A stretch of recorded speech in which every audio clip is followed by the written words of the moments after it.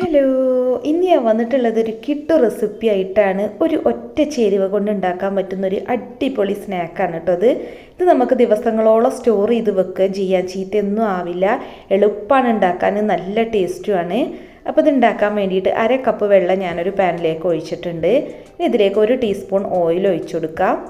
പിന്നെ നമ്മളിതിലേക്ക് ആവശ്യത്തിനുള്ള ഉപ്പാണ് ഇട്ട് കൊടുക്കുന്നത്. ഇനി വെള്ളം ഒന്ന് തിളക്കണം. കുമ്പള വന്ന് തുടങ്ങുമ്പോൾ നമുക്കിതിലേക്കുള്ള മെയിൻ ഐറ്റമായിട്ടുള്ള റവ ഇട്ട് കൊടുക്കാം. 1/2 കപ്പ് റവയാണ് ഞാൻ എടുത്തത്. അപ്പോൾ റവ കുറേശ്ശെയായിട്ട് ഇതിലേക്ക് ഇട്ട് കൊടുക്കുക. തീ കുറച്ച് വെച്ചിട്ട് വേണം കേട്ടോ റവ ഇട്ട് കൊടുത്ത് മിക്സ് ചെയ്യാൻ. വറുത്ത റവയാണെങ്കിലും വറക്കാത്ത റവയാണെങ്കിലും ഒന്നും പ്രശ്നമല്ല കേട്ടോ. അപ്പോൾ റവ നന്നായിട്ട് ഇതിലിട്ട് മിക്സ് ചെയ്തിട്ടുണ്ട്. ഇനി ഫ്ലെയിം ഓഫ് ചെയ്യുക. എന്നിട്ട് ഇതൊരു 5 മിനിറ്റ് അടച്ചു വെക്കാം. ഒന്നും കൂടി റവ സോഫ്റ്റ് ആവാനും ഒന്നും കൂടി ഒന്ന് ആ ചൂടിൽ കിടന്ന് കുക്കാവാനും വേണ്ടിയിട്ടാണ്.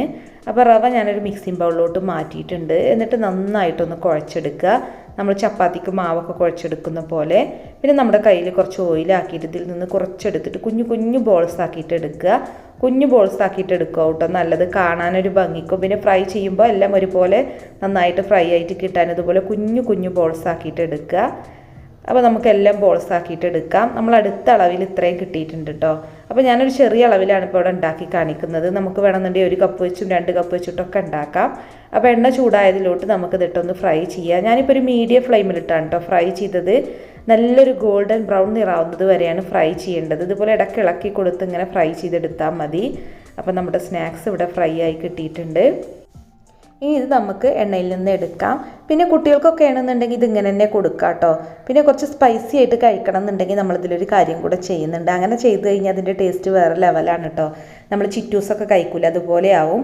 അപ്പോൾ ഇതിലേക്ക് ഞാൻ ഒരു 1/2 ടീസ്പൂൺ മുളക് പൊടിയാണ് ചേർക്കുന്നത്. പിന്നെ 1/2 ടീസ്പൂൺ ചാട്ട് മസാലയൊക്കെ ചേർത്ത് കഴിയുമ്പോൾ നല്ലൊരു ഫ്ലേവറാണ് കേട്ടോ. അതുകൊണ്ടാണ് ഇപ്പോൾ ചേർത്തത്. എന്നിട്ട് നന്നായിട്ട് ഇതുപോലെ ഒന്ന് കുടഞ്ഞെടുക്കുക. അപ്പോൾ ചൂടോട് കൂടി ആയതുകൊണ്ട് തന്നെ ഇതിലേക്ക് മുളക് പൊടിയൊക്കെ നന്നായിട്ട് പിടിക്കും. ഇനിയിപ്പോൾ നിങ്ങൾ ചാട്ട് മസാല ഇട്ട് കൊടുക്കുന്നില്ല എന്നുണ്ടെങ്കിൽ ഒരു പിഞ്ച് ഉപ്പും കൂടെ ഇട്ട് കൊടുക്കുക കേട്ടോ. ചാട്ട് മസാല കയ്യിലുണ്ടെങ്കിൽ എന്താണെങ്കിലും ഇട്ട് കൊടുക്കണം, നല്ല ടേസ്റ്റാണ്. അപ്പോൾ എന്താണെങ്കിലും ട്രൈ ചെയ്ത് നോക്കേണ്ട റെസിപ്പിയാണ് കേട്ടോ, സൂപ്പർ ടേസ്റ്റാണ്. അപ്പോൾ നിങ്ങൾക്ക് വീഡിയോ ഇഷ്ടമായിക്കണമെങ്കിൽ ഒന്ന് ലൈക്ക് ചെയ്യുക, ഷെയർ ചെയ്യുക, കമൻറ്റ് ചെയ്യുക.